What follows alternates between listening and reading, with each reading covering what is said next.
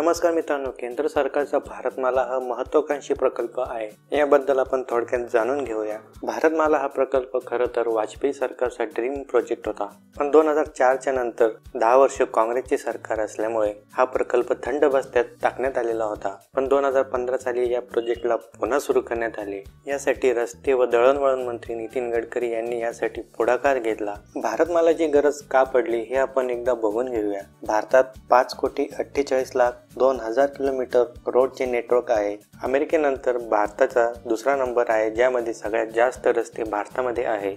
पण यात राष्ट्रीय महामार्गांचा समावेश फक्त 1,11,000 किलोमीटर इतका आहे, जे की 5 कोटीच्या पूर्ण 2% इतका या राष्ट्रीय महामार्गांचा वाटा आहे। आणि विशेष म्हणजे हे राष्ट्रीय महामार्ग 40% ट्रॅफिक सांभाळतात। त्यामुळे अर्थात या राष्ट्रीय महामार्गावर प्रचंड लोड आहे। यातील बरेचसे महामार्ग 2015 पर्यंत साधे 4 पदरीही नव्हते आणि म्हणायला ते राष्ट्रीय महामार्ग होते। त्यामुळे याचाच विचार करून देशातील प्रमुख रस्ते हे सुधारण्यात येतील व त्यांचा दर्जाही सुधारण्यात येईल। भारतमालाच्या अंतर्गत जे ॲक्सिडेंटल स्पॉट आहे तेथे देखील काम करण्यात येणार आहे। यातील बरेचसे राष्ट्रीय महामार्ग हे 2 पदरी होते, पण आता 2019 पर्यंतच्या रिपोर्टनुसार बरेचसे महामार्ग हे 4 पदरी झाले आहे आणि काही होत आहे। 2015च्या रिपोर्टनुसार भारतातील एकूण 300 जिल्हेच हे राष्ट्रीय महामार्गाला कनेक्ट होते। आता त्यांची संख्या वाढवून जवळजवळ 550 जिल्हे हे आता राष्ट्रीय महामार्गाला कनेक्ट होत आहेत।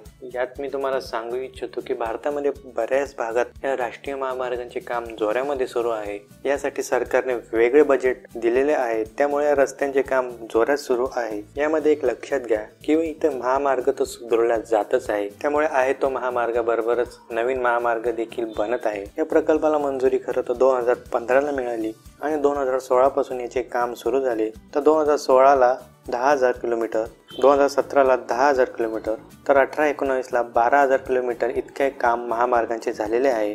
जवळजवळ 34,800 किलोमीटर महामार्गांचे काम हे पूर्ण करण्यात आलेले आहे। एक लक्षात घ्या, 34,800 किलोमीटर म्हणजे हे पूर्ण भारतामध्ये झालेले काम आहे आणि खरंच खूप फास्ट काम झालेले आहे। हा प्रकल्प 2022 पर्यंत पूर्ण करण्याची मानस सरकारचा आहे। या अंतर्गत देशातील सगळेच जिल्हे हे राष्ट्रीय महामार्गांना कनेक्ट करण्याचे ध्येय सरकारचे आहे। रस्ते दर्जेदार झाल्यामुळे माल वाहतूक व इतर गोष्टी जलद गतीने होतील, त्यामुळे देशाचा विकास व्हायला मदतच होईल। कारण देशाचे महामार्ग हे देशाच्या विकासात खूप मोठा हातभार लावत असतात। सध्या भारतमाला प्रोजेक्ट हा फुल स्विंग मध्ये सुरू आहे। तर मित्रांनो, हा व्हिडिओ जर तुम्हाला आवडला असेल तर त्याला लाईक, कमेंट, शेअर नक्की करा आणि अशाच नवीन व्हिडिओसाठी चॅनलला सबस्क्राईब करा। भेटूया पुढच्या व्हिडिओ।